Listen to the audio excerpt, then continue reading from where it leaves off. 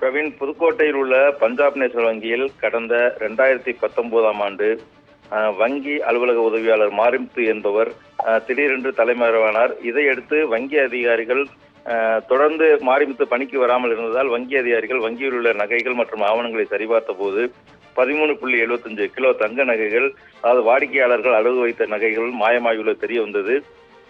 இதையடுத்து புதுக்கோட்டை நகர காவல் நிலையத்தில் புகார் கொடுத்தனர். இதையடுத்து நகர காவல்துறையினர் தொடர்ந்து விசாரணை நடைபெற்று வந்த நிலையில் அதாவது மாயமான மாரிமுத்துவை தேடி வந்த நிலையில் இந்த சம்பவம் கிட்டத்தட்ட ஒரு 4-5 நாட்களுக்கு பிறகு அவருடைய உடல் புதுக்கோட்டை மாவட்டம் கோடியக்கரை கடற்பகுதியில் கிடப்பதாக தகவல் வந்தது.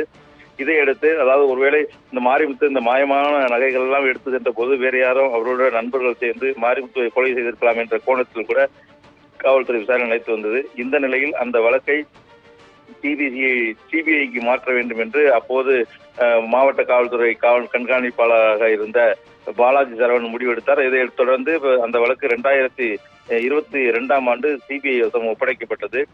இந்நிலையில் இன்று சிபிஐ அதிகாரிகள், அதாவது சிபிஐ மதுரை பிரிவுடைய மாவட்ட காவல்துறை கண்காணிப்பாளர் கலைமணி தலைமையில் இன்று ஒரு குழுவினர் இந்த பஞ்சாப் நேஷனல் வங்கியில் தற்போது விசாரணை முதற்கட்டமாக விசாரணை இன்னைக்கு தொடங்கியுள்ளனர்.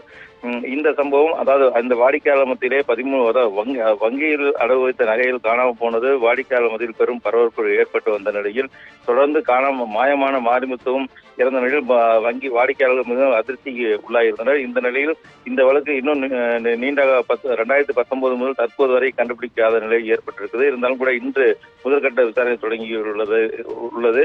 இந்த நிலையில் ஏற்கனவே தனியார் வங்கிகள் 3 வங்கிகள்ல மாரிமுத்து தொடர்பான வங்கி கணக்குகள் வைத்திருந்திருக்க. அந்த கணக்குகள் வைக்கும்போது ஏற்கனவே ஒரு 6 கிலோ அளவிற்கு தங்க நகைகள் அந்த வங்கியில் இருப்பது கண்டுபிடிக்கப்பட்டது. அந்த வங்கியெல்லாம் அந்த நகையை வேறு யாரும் பயன்படுத்தக்கூடாது, வேறு யாருக்கும் தரவும் கூடாது, இந்த வழக்கு முடியும் வரை அந்த வங்கியிலே இருக்க வேண்டும் என்று அப்போது அந்த விசாரணையில் தெரிவித்திருந்தனர். இந்த சூழ்நிலையில் இன்று சிபிஐ அதிகாரிகள் விசாரணை நடத்துவது பெரும் பரபரப்பு ஏற்பட்டு வருகிறது. பிரவீன்.